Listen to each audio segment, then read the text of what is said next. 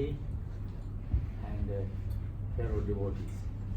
It's really a matter of great joy for us that Shri Mahamandaleshwar Swami Shri Abhishek Chaitanya Ji is here with us. I have the good fortune to be in touch with him for a very long time, from when I was in Pune, and he was still a brahmachari at that time. But with his such intense urge for spiritual realization, from very young age, he has been devoting his life, his whole time, in the study of our scriptures, and to really then propagate the message of the Vedas to the people in India and abroad. He's a wonderful scholar, and yet so humble, so down to earth. You will simply all love him when you hear him. The topic for this evening is power of prayer. We all understand prayer is very important. But what are the implications of this prayer? And how does a prayer generate what you need to know? I think will be clarified this evening.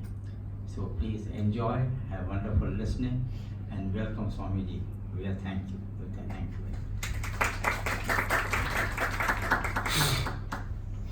Thank you, Vaswani ji,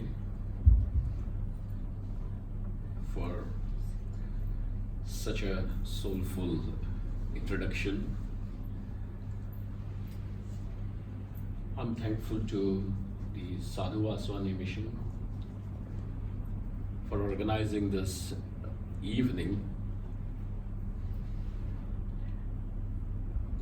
satsang this evening, and eventually, because I keep on moving the head, it is going to happen. The mic can't go on.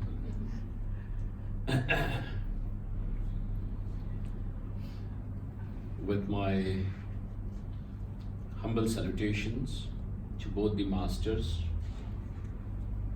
who have been the inspiration for this organization, institution, to carry on this glorious work of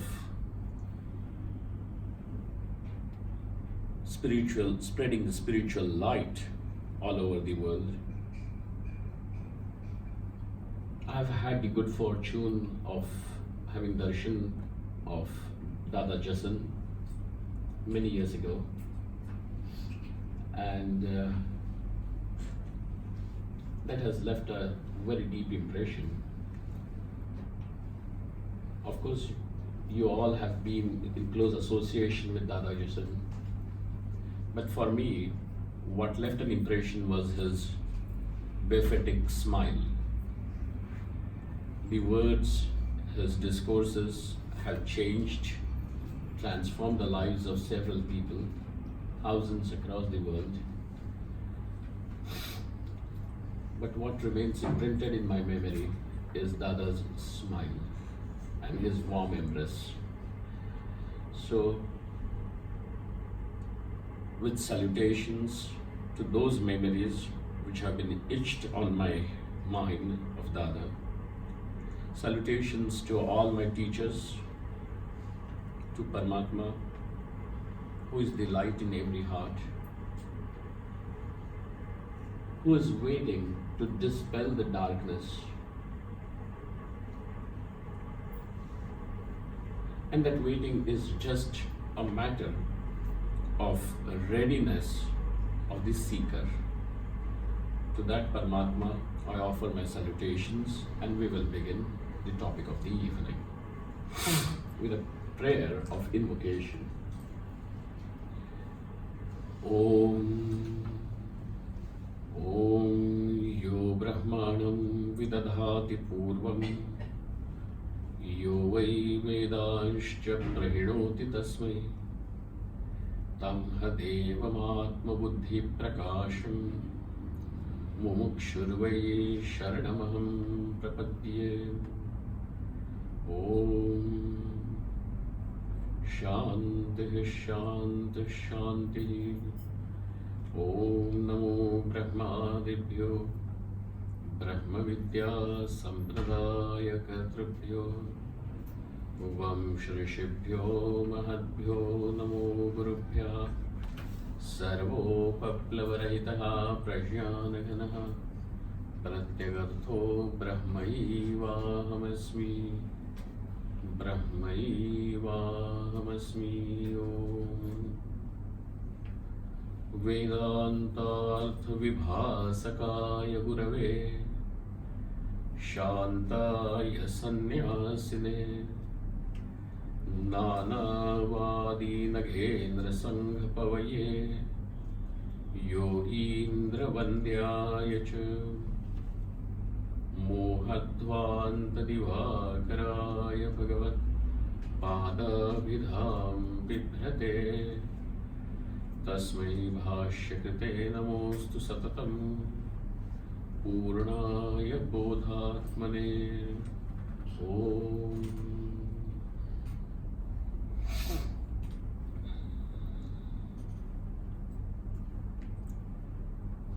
Many years ago, I had this opportunity of meeting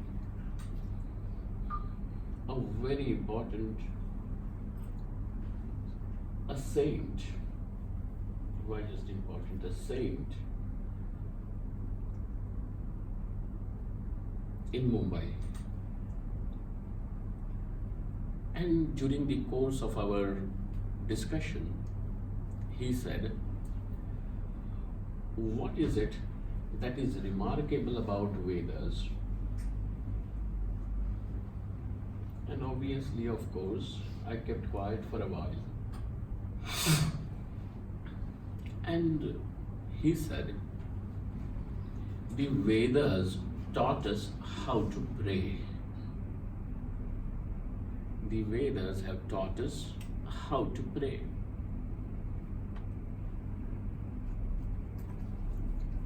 The word prayer, when translated to Sanskrit, would mean prarthana.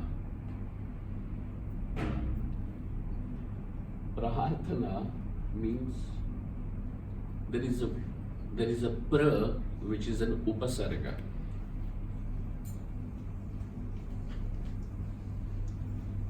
There is what is an upasarga is prefix. Prakarshena arthyate. Something is sought, and it is just not sought, but something is sought with some intensity.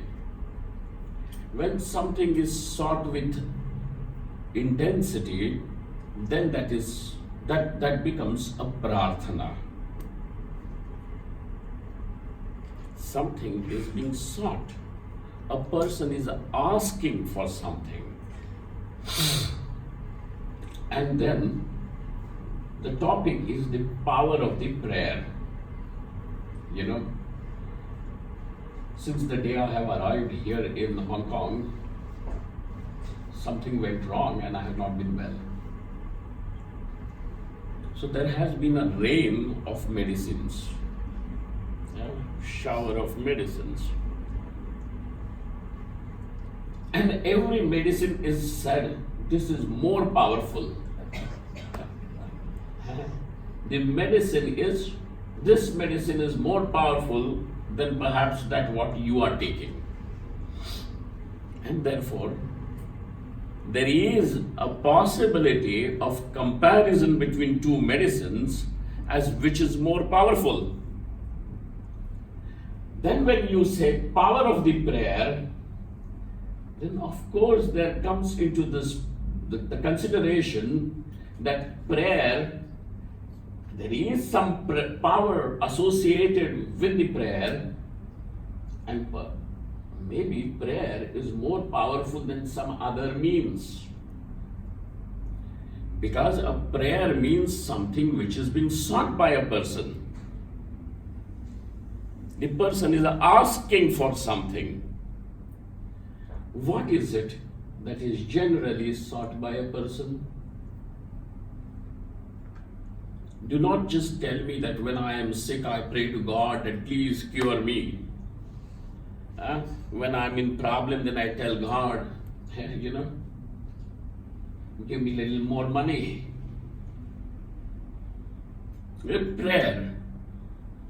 So many years ago, there was this discussion in India as they are going to change the capital of India to Bombay, to Mumbai. It was still Bombay then. So one child comes home after writing his geography paper, examination paper, and he is found praying to God. God, let Mumbai become the capital of India. So his mother asked, since when have you become so politically active? He said, no. I have written in the school, the examination, capital of India is Mumbai, that's why. So you think that you make some mistakes and a prayer is something to rectify the mistake. Either the God is some agency whom you simply pray so that He is able to fulfill your wishes, or God is someone who is going to take care of the mess that you have created. And prayer is the means. Just pray, because it is powerful, and God is going to take care of that. So, and then there is no dearth. You are going to come across various people who are going to say, the prayer that you are doing is not powerful. I am going to tell you another prayer, and that is more powerful, just as people over here are telling me, not this medicine. If somebody just takes a blood sample of me, I'm going to be some big chemistry lab. Not this. More powerful. And people are not just satisfied with this powerful prayers. People want to know which God is more powerful. Not this God. That God is more powerful. And they just don't stop even at God's. Gurus are also, my guru is more powerful than yours. And then there is also this tug of, then there is this war, a battle, unspoken, whose guru is more powerful. And we waste our time in something so futile, which really does not produce anything. You already are a pilgrim, and you have set yourself on a journey to reach somewhere. That destination has to be arrived, and instead of that, we find that we are wasting our time. And this is the reason why at the end of life, people have to say, well, all my life is spent, but I have arrived at nowhere. There is a disappointment. There should not be disappointment even when you are living, and there should not be disappointment as even when you are leaving.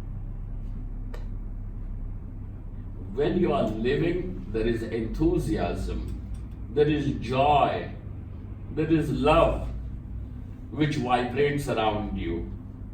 And when you are ready to say goodbye, you can say goodbye with such fulfillment that you can say thank you to the world. You don't have to then say, I feel that I was deceived by the world. When you have that fulfillment, then your journey has got some meaning. Till then, you really are simply throwing darts in the dark.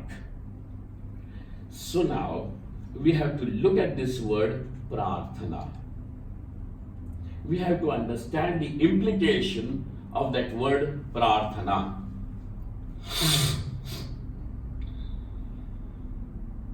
Arthyate, something is sought. A person seeks something. What is it that is sought by you? In general, we find that we are seeking some security, whether you are seeking that security in emotions, in a relationship, or it is the wealth, the money, the property which gives you security, or a position or a political recognition that gives you security. But we are seeking security and we are seeking pleasure at the same time. You are seeking pleasure. You eat something and it pleases your senses. You listen to a poetry and it pleases your heart. You look at a beautiful sunset and it delights your mind. You read something novel, something new, something different, and it inspires your intellect. These are pleasures at different and various levels. So a person basically is found to be asking for something, seeking, and his seeking is mostly around just these two things: security and pleasure. Then, when we say power of a prayer, we have yet not come to the topic, what role does prayer play in your life?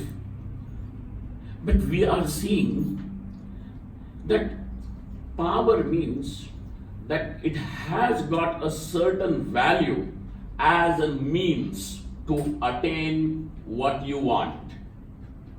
You understand? You see this? That it has to have a certain value, and a value of being the means to attain something that you want. In Sanskrit, the word means is translated as sadhanam.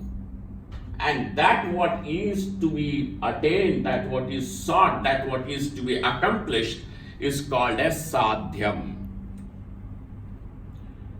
So something that you want, something which has to be achieved, attained, is called as sadhyam, and the means is called as sadhanam. What is the means that you have? What is the means as a human being that is generally available to you to attain, to get what you want? We have yet not come into the picture that there is a prayer, and there is a prayer to the God, and that prayer has to be done. We have yet not come to that, but we are simply looking at the fact, as a human life, you are looking for certain accomplishments, and these accomplishments are to be attained through means that you have. You are endowed with certain means. What are those means? And that is, the Veda says, or by Veda everybody knows, it is your karma, the action. When you want wealth, you will have to act accordingly. Your action has to be intelligently planned, designed, and executed. Whatever it may be, whether it is your education, whether it is your family's welfare, whether it is your some social goals that or political goals that you want to achieve, action is going to be your means. You see? Action is the means. Now, a person who sees that I want something in life and I have the action as my means, then action of any kind. So here comes the role of the human intelligence. An animal will not have this intelligence, this special faculty to discriminate what is right and what is wrong, what should be done and what should not be done, is available only to the human beings. Animals won't have it. Whether I should eat flesh or not, a tiger does not have a choice. But as a human being, I have a choice. tiger, his instincts are all, the actions of the tiger are controlled by his instincts. I mean, his actions are controlled by his instincts.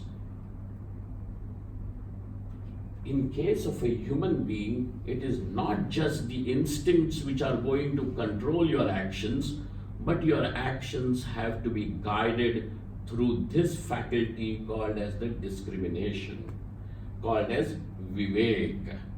And therefore, there is a question: what is right, what is wrong, what is righteous and what is not righteous. This is available only to the human beings.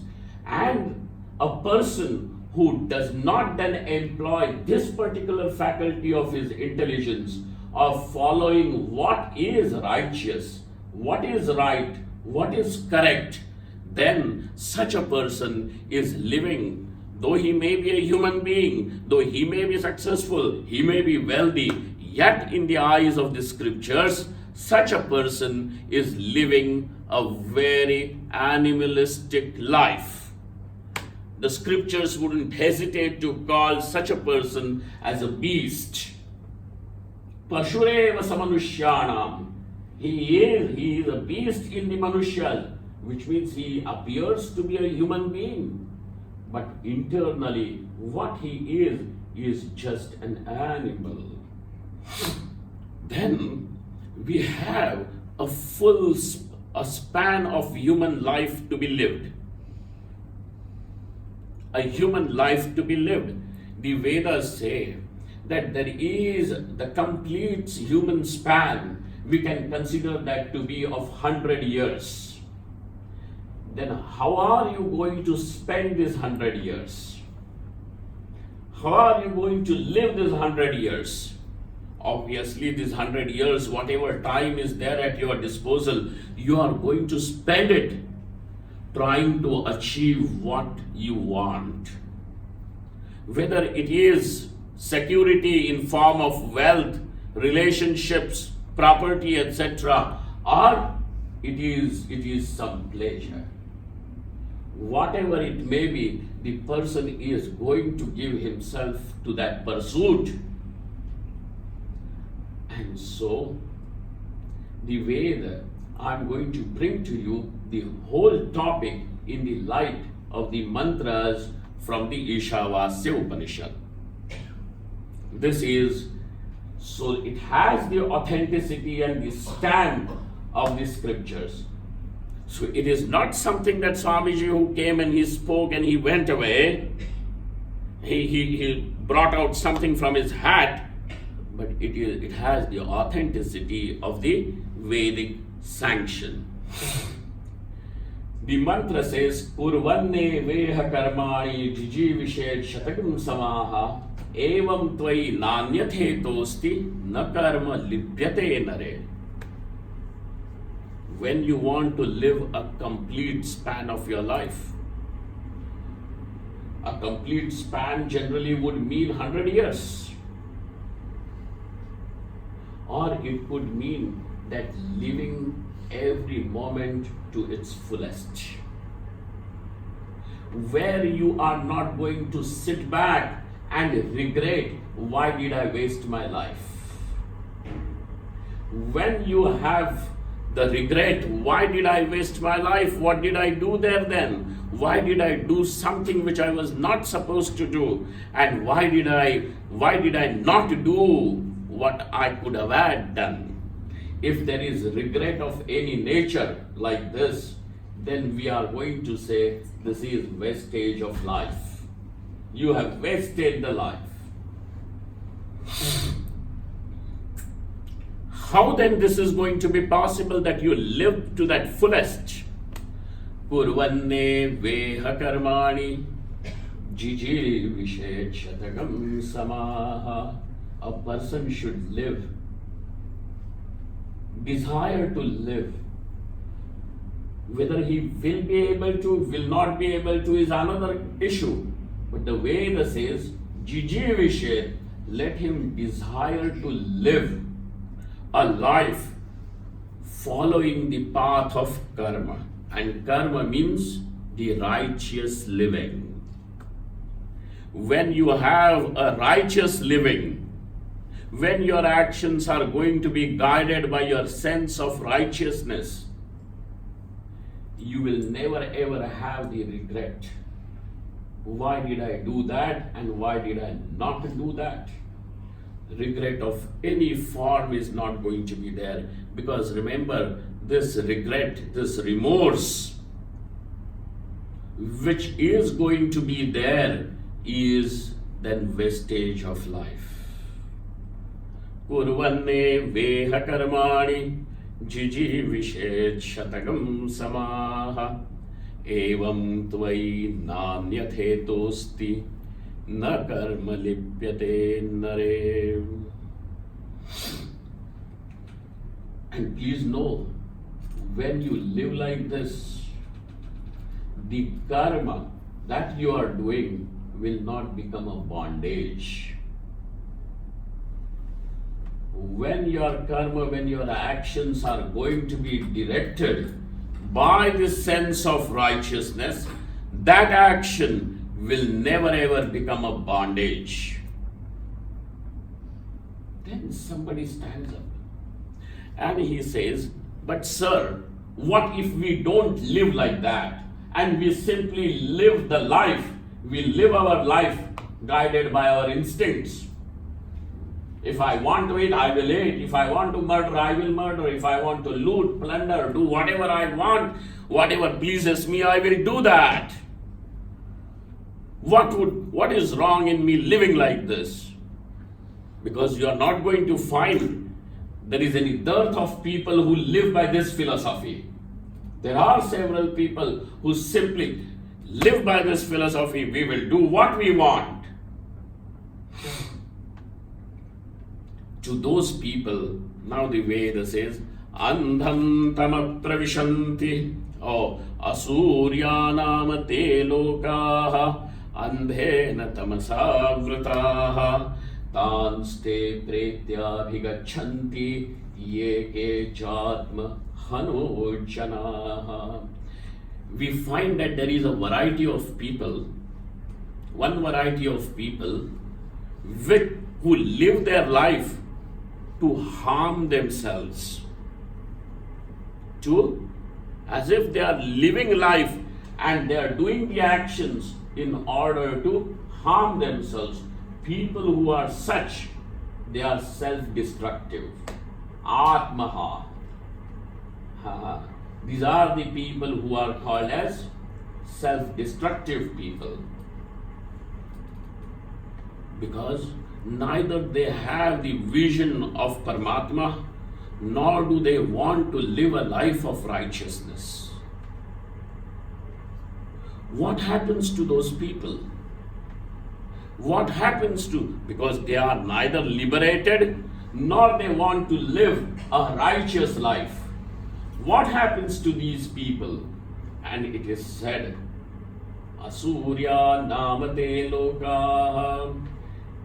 For them, their existence, the further existence, is all in darkness.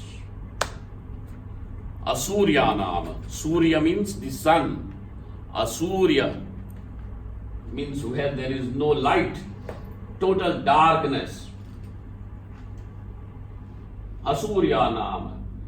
They will enter into those life forms where they are enveloped only by darkness, the darkness of ignorance. What is wrong in living in ignorance? Okay.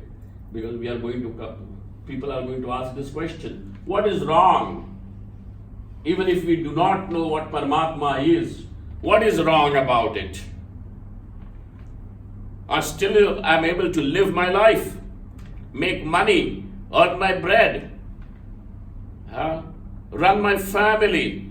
What is wrong? Why do I need to know Paramatma? Please understand,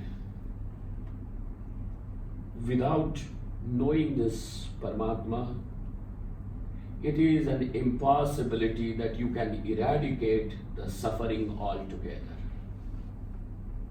Dukkhasyantam will never ever happen.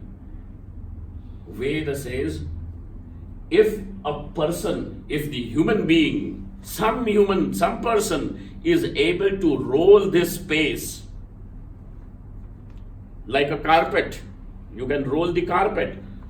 If you can roll the space like carpet, then perhaps you will be able to end the dukkham, the suffering, the misery, without knowing Paramatma.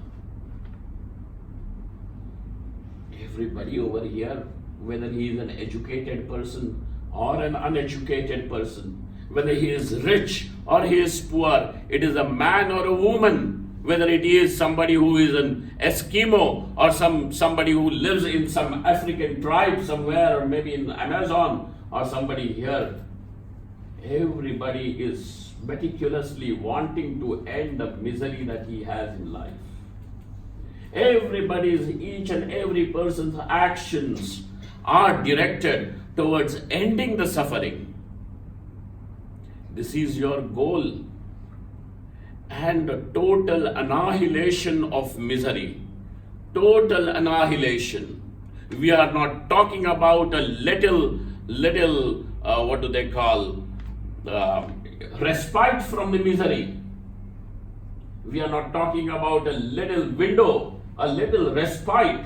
We are talking about total annihilation, total mitigation, absolute destruction of misery. How is it possible? It's possible only by knowing this Paramatma, knowing Parmeshwara. It is possible. Otherwise it is not possible. And therefore, with the knowledge of Paramatma, the misery ends. The conclusion of it is, in the knowledge of Paramatma, the misery ends.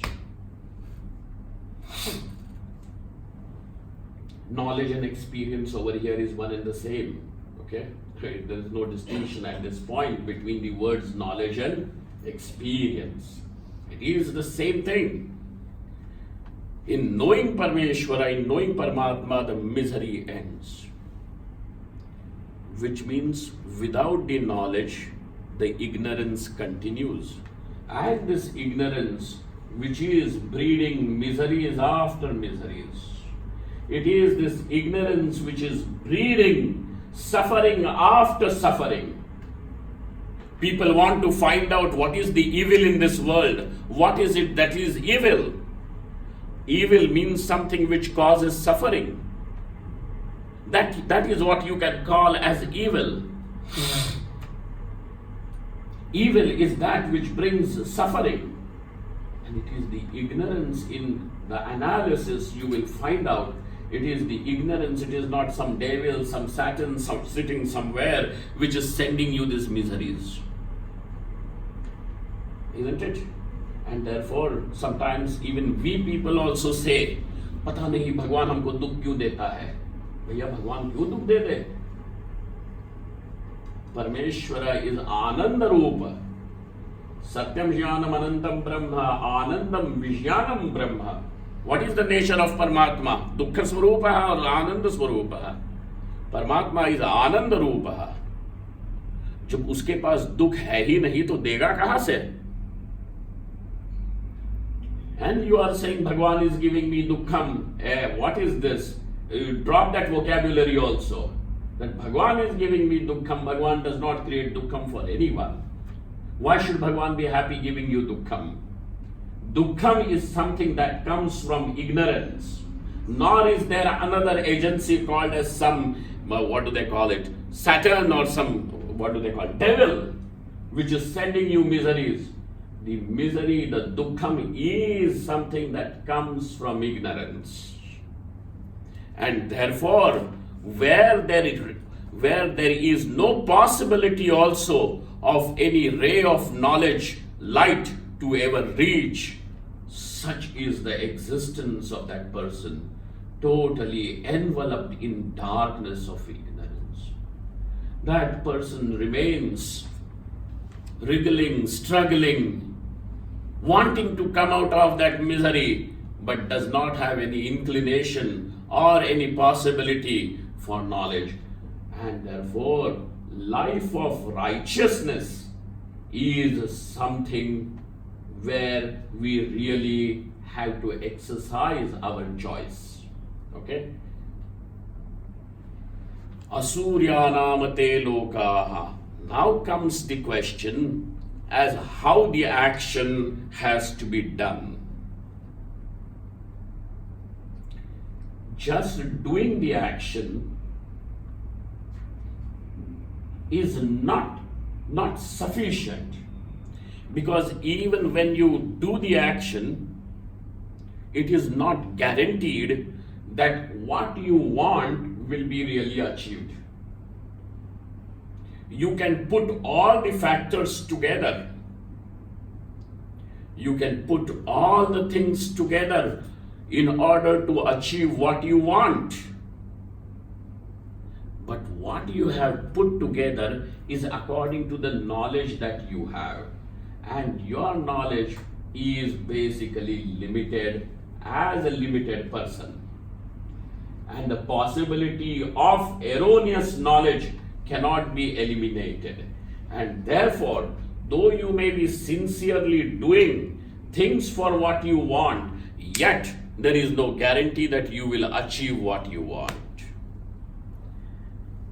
There is a percentage of uncertainty always there, and therefore, in order to cover those factors which are unknown to you, which can become an impediment to what you want to achieve, we have something called as prayer.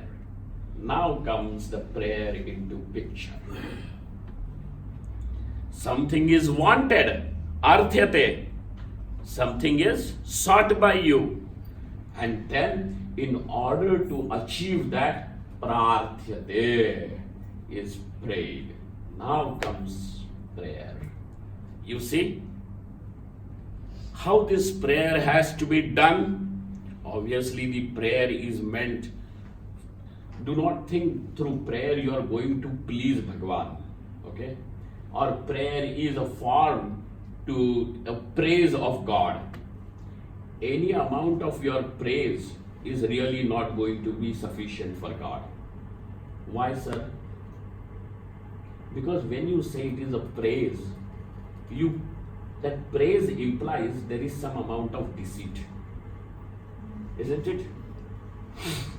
You go to the office and there is some chaprasi there. I don't know how it works over here, but in India, I'm giving you this example. So there is this chaprasi. And then to that chaprasi you say, boss, ye kaam kar do. He is a chaprasi. What are you calling him? You call him boss, which means you're praising him, isn't it? He is really not the boss, but you are praising him. So therefore that praise implies some amount of falsity. It is not when you are going to say, yam shorasha that balaha, and she is like her face is like a full moon. Does that mean that at night at her home nobody puts on lights because she has got light coming out of her face? What does that mean? It is a praise. It simply means that she is very pleasant to look at. Just as a full moon is very pleasant. You look at the moon, it pleases your eyes. It delights you. Like that, she is very pleasant. Her presence is nice. That's all. But it is a praise. That praise means it is not really there. It is not real. When you are saying that I am going to praise Shri Krishna, hey Krishna, you are so beautiful. What is praise about it? Krishna is far more beautiful than your words can ever describe. Can this be called as praised? In fact, you have underestimated the Lord when you have started praising Him. You have underestimated. Tauheen kar di. So therefore the prayer is of Bhagwan. ultimately every prayer is directed to Bhagavan. Don't worry whether when I pray to Bhagavan Shiva and Bhagavan Vishnu, Bhagavan Krishna, Bhagavan Ram, where it will go to the same source. Because it is that same Paramatma expressing as Shiva, Vishnu, Krishna, Durga, Ganesha, 1,000 ways and 1,000 names. Don't worry about that. What is required by you is the prayer. So now there is action and there is prayer. Then somebody is going to say, when we have prayer, why even act? Right? When we have prayer, let us only pray, Bhagavan, please give me little money. Finished. Bhagavan, it is now Bhagavan's responsibility to send you money. Because I have prayed to Bhagavan that give me money. And over here, therefore, now you are going to find that there is one means which is called as karma, the other means is called as prarthana. And I am going to translate now this word prarthana into upasana. Okay? You are basically seeking and seeking it with intensity, which is a prayer. And that prayer is directed to Bhagavan, the Lord of this world, of the life. So now you have two means, karma and upasana. The word upasana means sitting close to the Lord. Okay? When you pray, when you remember, when you chant the name of the Lord, you are immediately in the immediate proximity. He is there. And when you don't remember, away. When you are not doing that prayer, that Bhagavan is very far away for you. In the same Upanishad it is said that the Lord is closer than the closest and farther than the farthest. Oh, what a contradiction. Either has to be close or has to be far. How can you ever say he is closer than the closest and at the same time is farther than the farthest? How can both these things together be said? And in the commentary, Bhagavan Shankaracharya writes, for those who know the Lord is their very Atma, and for those who are ignorant, God is far, far away. So much far away that you are going to find people who are going to say God is only a concept. Those people are going to say God is only a concept, and this is a concept created by human being. So for them, God is far, far, far away. A remote concept, a useless concept, keeping it away. Upasana means now you are in immediate proximity of the Lord. What brought you in that proximity? It is this prayer. So, we have got two means, karma and upasana. So, one person comes and says, why not just do upasana and maybe the Lord who is Sarva Shakti, omnipotent, he will be able to give you what you want, isn't it? All that you just need is to press the button. Okay. Hey Bhagavan, please give me a new car.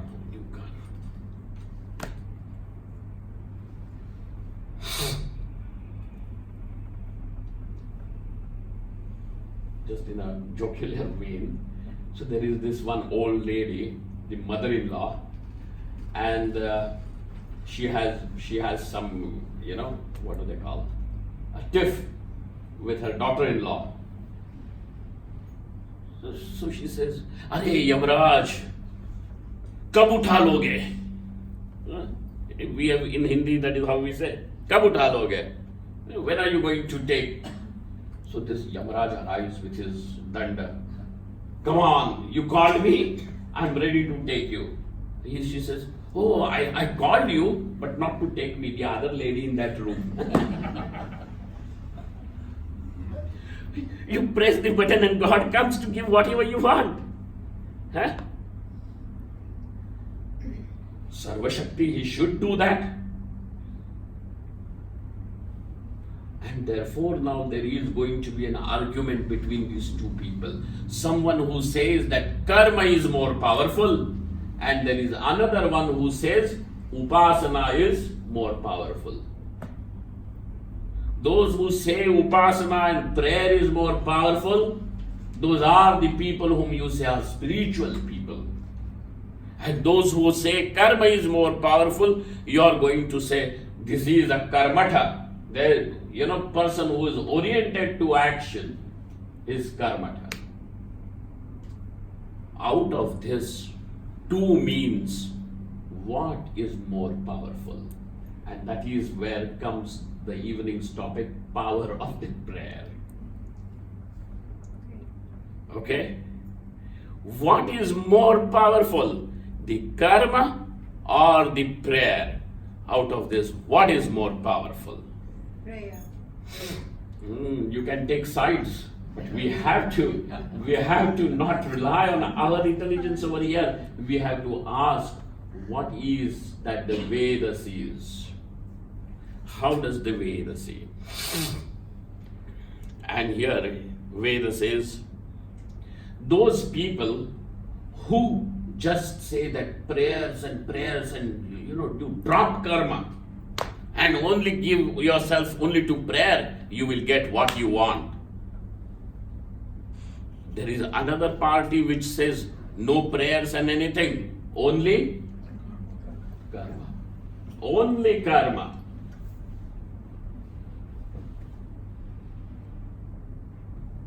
These karmi people are such who go ahead and say that karma is the only prayer. There is no other prayer also. You must have heard that. Yeah. That doing the karma, doing the right thing, doing the good things is the only prayer. When you sit in front of Shankarji and do Hey Bhagwan, Hey Umapati, Hey Kailasapati, that all useless. You're wasting time. That fellow says, you are wasting time. Get doing something.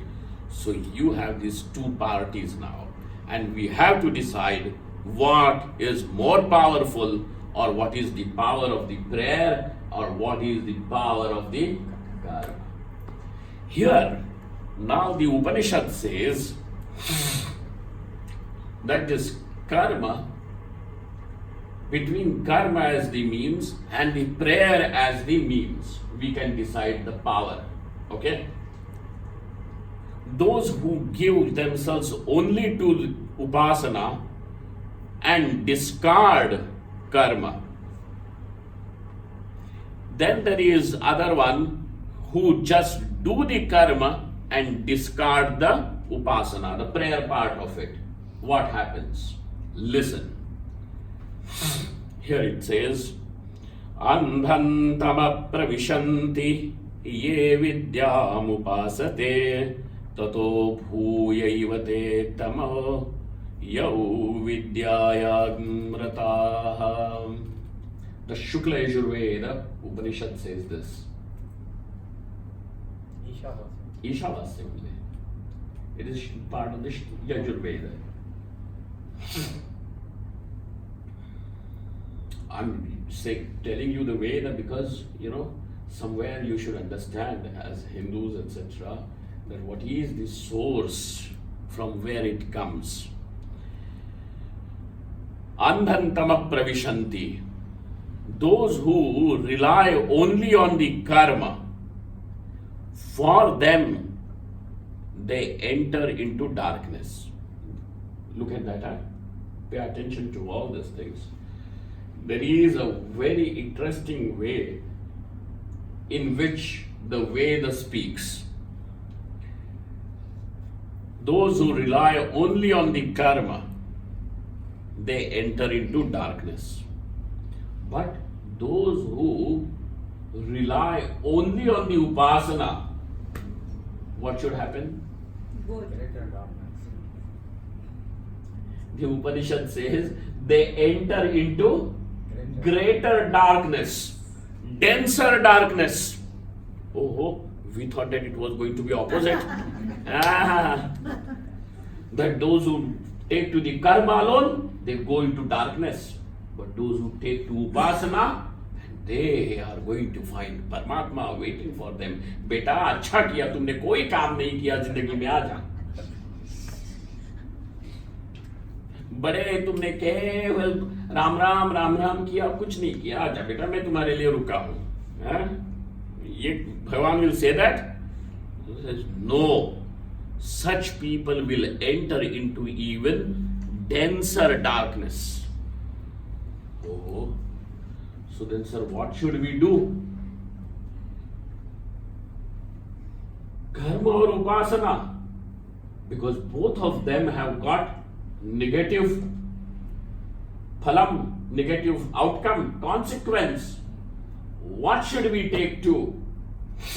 Then the Upanishad says, Vidyam cha yastad vedo bhayagum saha avidyaya mrityum tirtva vidyaya mritamashnute. Huh? Beautiful, na? It says Vidya means upasana, and avidya over here, the word avidya means karma. Okay? Technically, just get that thing fit into the mind. A person who does this saha anushtana, both karma and upasana, these are the two wheels of his chariot. The karma and upasana, the prayer and the karma, these are his two wings. And when a person has got both of these, what happens to him? Very beautiful, very, very significant, very beautiful. And the Upanishad says, Avidyaya mrityum tirtva. By living a righteous karmic life, your karmas are righteous. By living that life, what happens? Mrityum tirtva. The word mrityu over here means he goes across, or he rises above the animalistic instincts. He rises above. And then when he lives a righteous life, he is really living to the dignity of being a human. Isn't it? He rises. Mrityum tirtva. He is not living a basal life. He rises. Mrityum tirtva. And sir, through upasana, what would happen? What will happen through upasana? Mrityum tirtva vidyaya amritamashnute. And through this vidya, through this upasana, through the life of prayer, accompanied by right actions, what happens? He not only just lives as a human being, but he lives a divine life. Then such a person, when he is living, he will be recognized as a living God.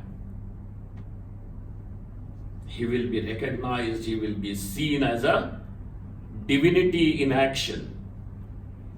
And when he passes away, he will attain to the Devaloka. You see?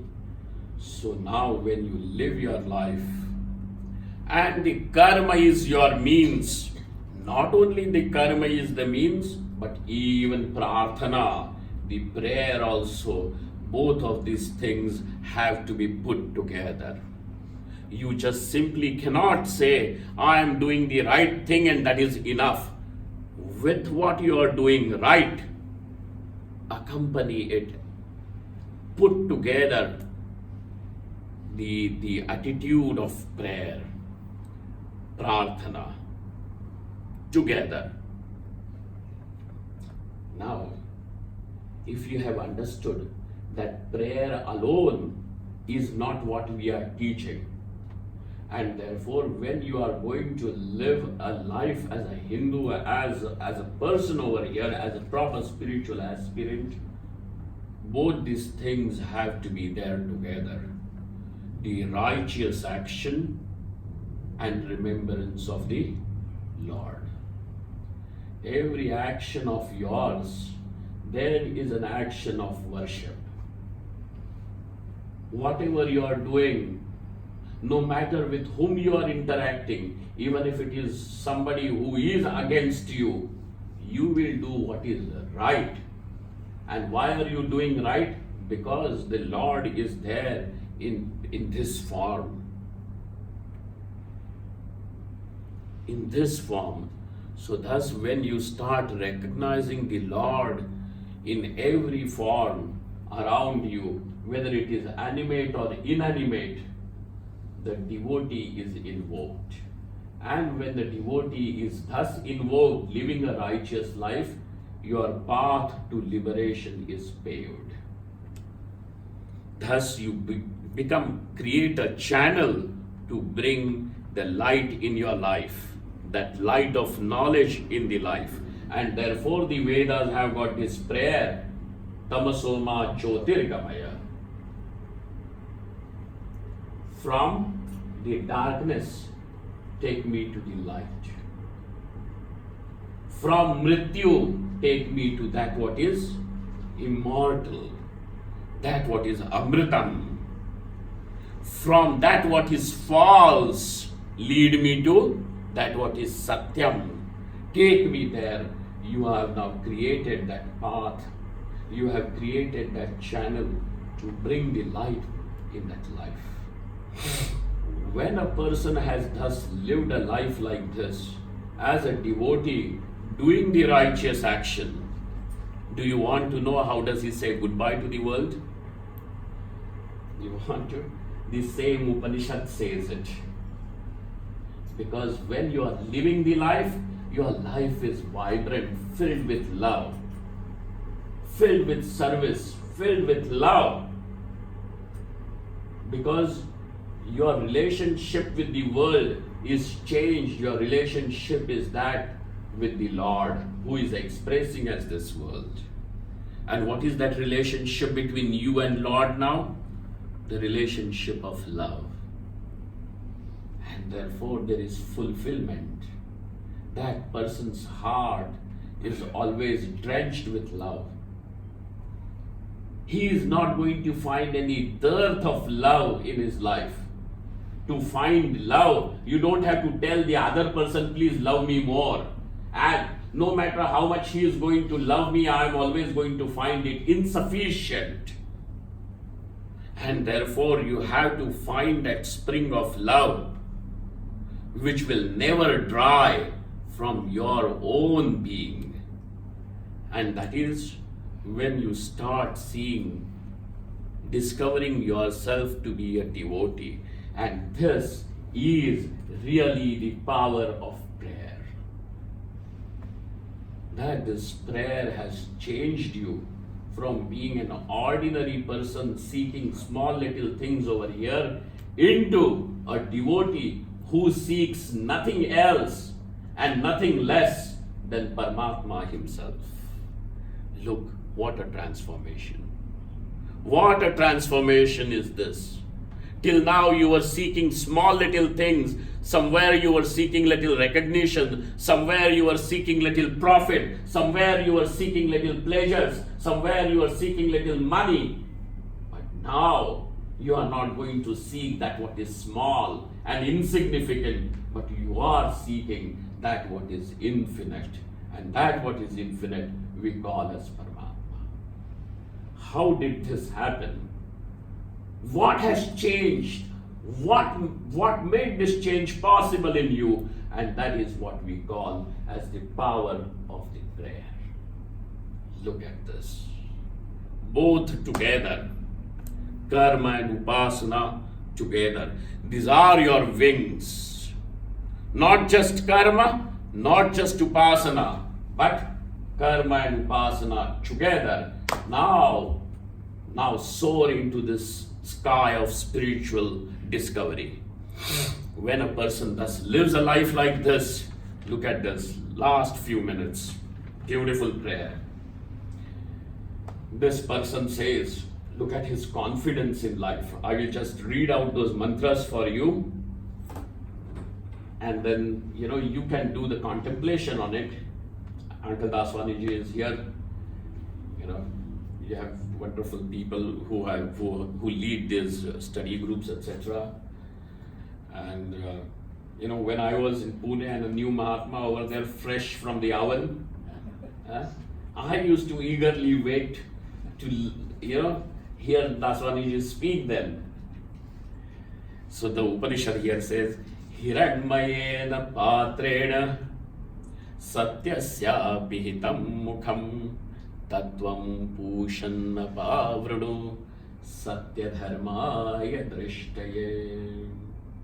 O Lord, your face is covered by a golden lid. What happens when gold glitters? It brings a glare to the eyes. Isn't it? A person is now mohitam. He is, as if, what do they call it? Mesmerized by that glitter. But this devotee is saying, remove this which will mesmerize me, which will delude me. Remove this golden lid from your face. Hiranmayena patrena satyasya pihitam mukham.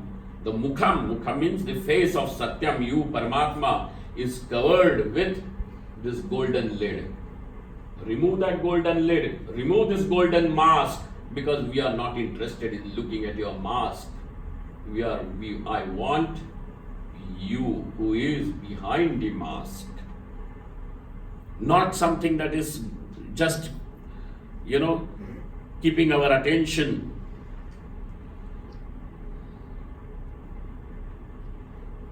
The glamour, the glitter, but that which is behind all these names and forms. Tatvam bhushanna pavranu. Then the Lord asks the devotee, why should it be removed? You tell me. And the devotee has the confidence to answer. Look at, this is the most beautiful part. He says, Satya dharmaya drishtaye. Lord, I am Satya dharma. Who am I?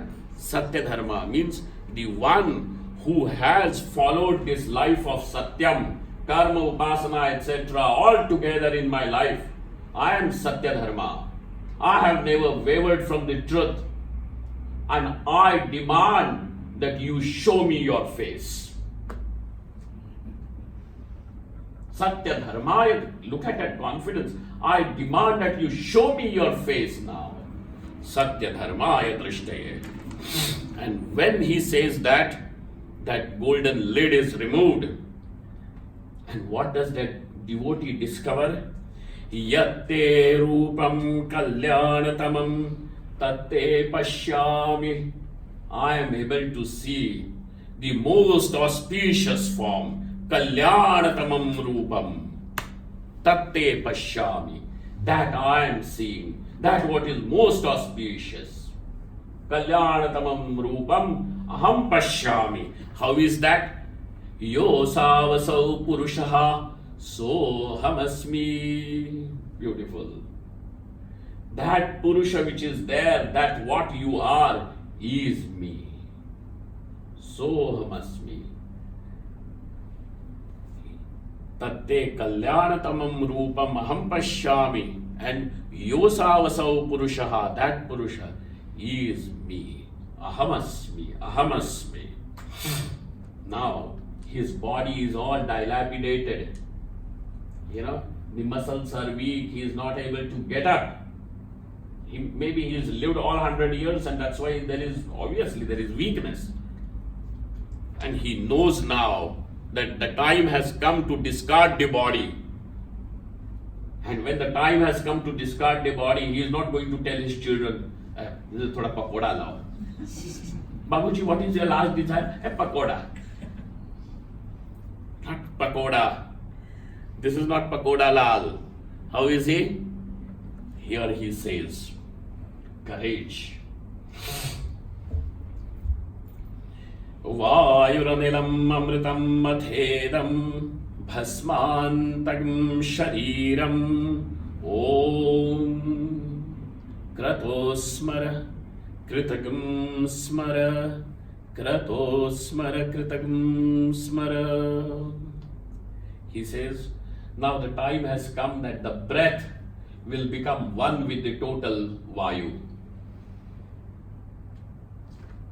with the total air.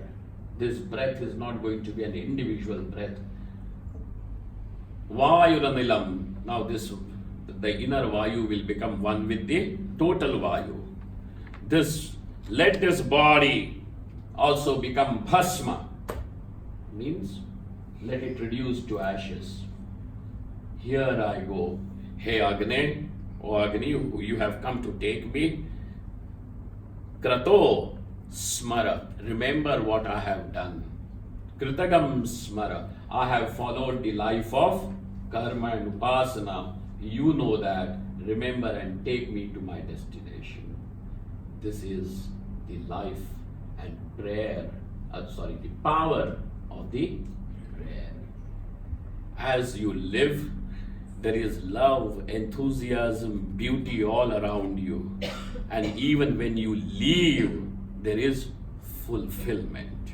This is the power of the prayer. Om Purnamadaha Purnamidam Purnaha Purnamudachyate Purnasya Purnamadaya Purnameva Vashishyate. Om Shanti Shanti Shanti. Thank you all. Take one question or two questions. Please. So Swamiji will take one or two questions. Right? We have just another 7 minutes. 7 minutes more. Anyone wishes to ask anything? Oh, did I end earlier than that? What I was supposed to? Quarter to 8. Oh, it was. 7:30, yes, 15 minutes. Okay, sorry. 6:30 to 7:30, then 10 minutes for questions. Question answer. Okay, 10 minutes to question answers. Are there any? Yes, please. Yeah. Like the Bhakti personified Mirabai and the Chaitanya Mahaprabhu, so we are not really aware of their lives, how they were, were they also blending karma, or for us it appears to be only they were into the Bhakti. Can you put some light on that, please? Sangeeta, we all have a journey. That is how I began. I said that this is a pilgrimage. We are all pilgrims.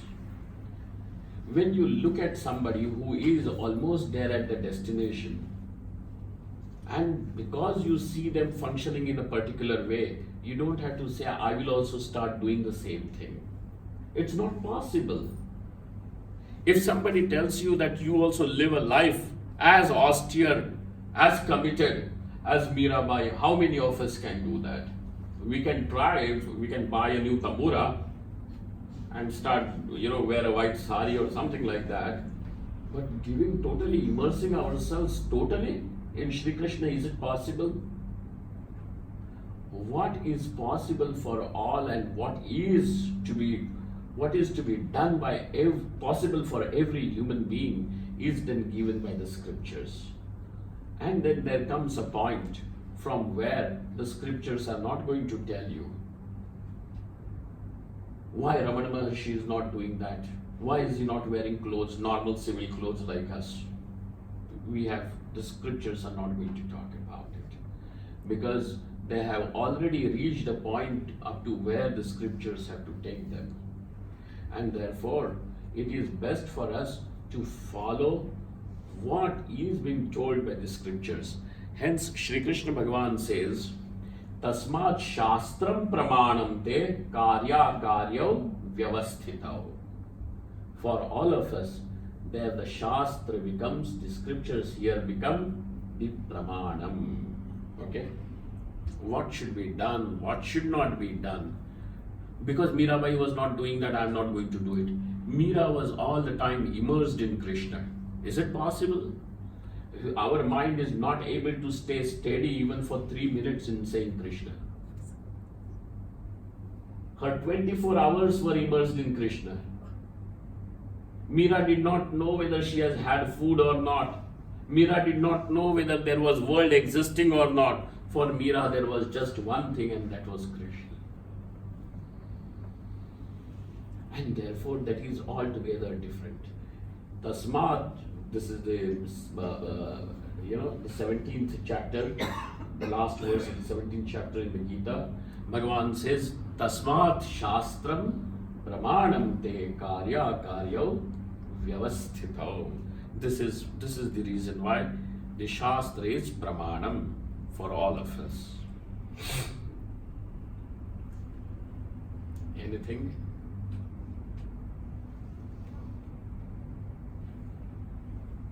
Okay, then we shall adjourn. And those of you who do not know the other program, on Sunday it is at Estoril Clubhouse, Garden Road, from 11:30 to 12:30, Sunday morning. And then on Monday evening, 6 o'clock, at the Indian Consulate. They have the auditorium on the 16th floor, and both the topics are very good. So I hope most of you can make it. Please make it, because this is a rare opportunity, as you must have witnessed now, the extent of knowledge this our wonderful Swami has. We must take advantage of his visit. So thank you very much for coming. It's all right.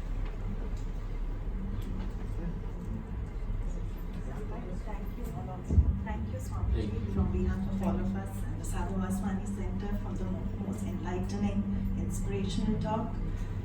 Hope we can all follow the righteous actions and upasana. Thank you, Swami. Thank you.